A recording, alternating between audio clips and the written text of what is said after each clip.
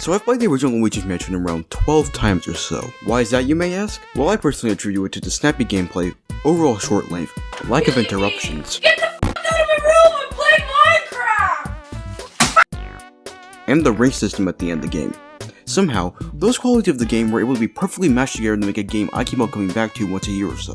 Although Dark Moon and 3 are good times in their own right, the arcade style of the original game has kept me invested and coming back. So when I heard a guy called LM Finish was modding Luigi's Mansion to make it an experience similar to the beta version shown at E3 that was notorious for featuring this beautiful man, and also some radically different gameplay, I was quite excited. Which then led me to these two guys, Casserome and Slug Moto, which making this modification, which borderline sent me into cardiac arrest. I was so excited.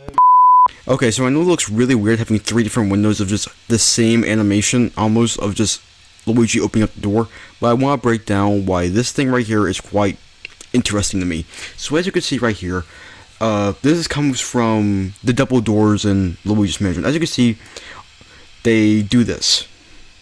They take the doorknob and then they pull it open. Same thing goes for down here. They take the doorknob, pull it open. But look what they do here.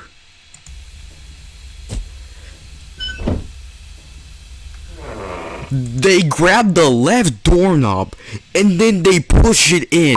And they just happen to have a Discord server down in the description, so I decided to lurk around there, which then led me to the topic of this video, Luigi's Other Mansion, a mod by the Happy Face team that changes the room order, ghost locations, and makes the mansion an underground operation for shrooms.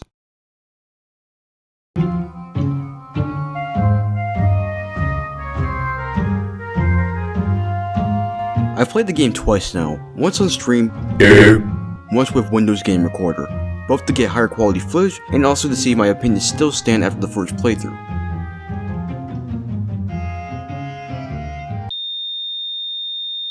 This is brutal. This guy tried to warn me, and I didn't listen.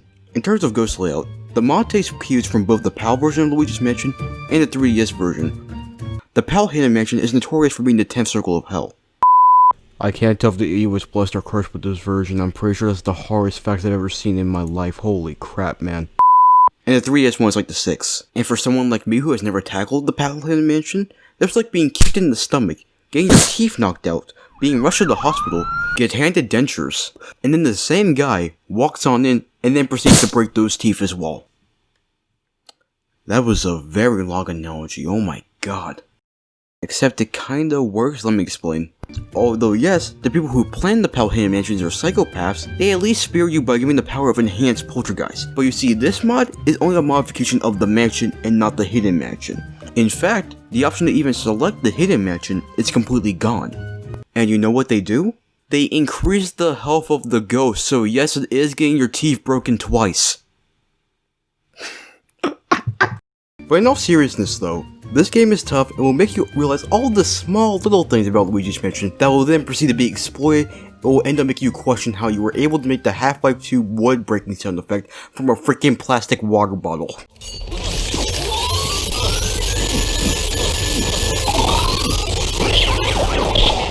How was that like that? For example, the one thing that messed me up quite a bit was the very small period of time after you catch a ghost, where you pretty much are a sitting duck, which then gives any type of ghost that are trying to come get you an opportunity to knock out those molars I was talking about before. So what I ended up doing in the long run was just grabbing an element and burning down the entire house. Or covering it with liquid nitrogen.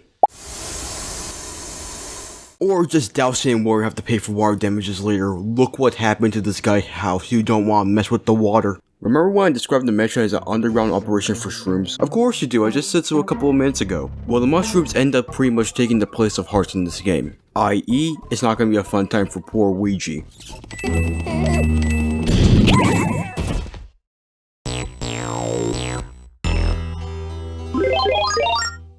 Now, on rare occurrences, you may find a heart in like a random drawer or like send up a random object in the room.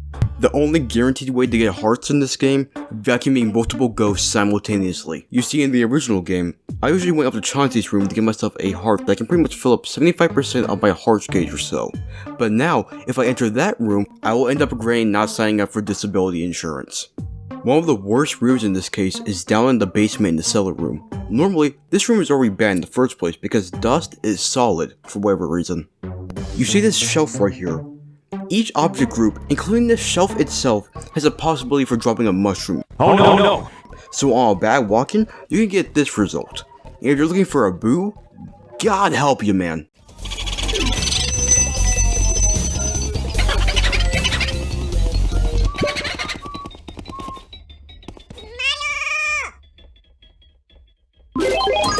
Now is the stuff I mentioned bad? That means no, by the way. In terms of making the game hard while making it fair, in the later game, it does an absolutely fantastic job of doing that. Because you come to expect that every heart matters and is valuable. But the first area can be passed through pretty easily. And the second area had me spending over 2 hours and a half just trying to beat Bogmire and these bone boys. I don't even know if it would be possible to make the first area harder that doesn't involve throwing 12 ghosts in a single room. But ideally, I want to limp all throughout this game, rather than getting my leg broken 1/3 the way in and never seeing the limp throughout the rest of the game. Let's talk about the layout of the rooms. They're pretty good. As someone who's played the game enough times to lose count, it was incredibly refreshing to have it all mixed up. Personally, it does not feel like there's secrets breaking any of the stuff when you go to a room that's different from the one in the original. For example, instead of going to Melody's room as a requirement, it's entirely optional. Meanwhile, Slim Bankshot's room is a requirement. One of my favorite moments of this mixed up level design was during the Blackout segment. In the original game, you can either go into the telephone room, where you can talk to Toad, then Egad, or you can then engage into a small fight. Or, you can entirely avoid that scenario and go straight to Uncle Grimly. But here, the game straight up forces you into the telephone room. Why do I have that Joker scene playing in my head now? That is not good.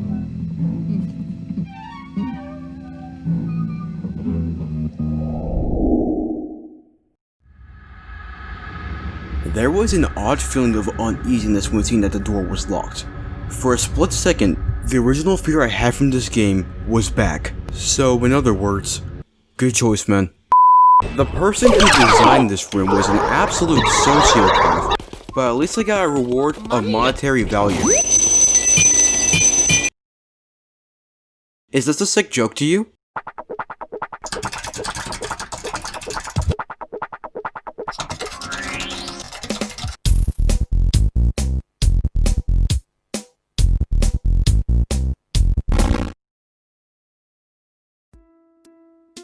If you're a sociopath like me, and want a harder version of Luigi's Mansion, but don't want to download the PAL version of the game, and instead want to go through the pain of finding a front end for X Delta instead, going through multiple different websites trying to fix an error code, but then just to take a checkbox mirroring all the words as I did, or I was following the script, but now it just sounds like I'm speaking gibberish, then I would recommend playing Luigi's Other Mansion. I also want to give one more shout out to the Luigi's Mansion modding Discord server. There's a lot of interesting projects going on over there, and I personally can't wait for them to be completed. And I also want to thank you for getting me to 100 subscribers. Very cool, very nice. Thank you to those who watch during the streams. And if you're a subscriber with notifications on, then I am so sorry for what I did to your sub box.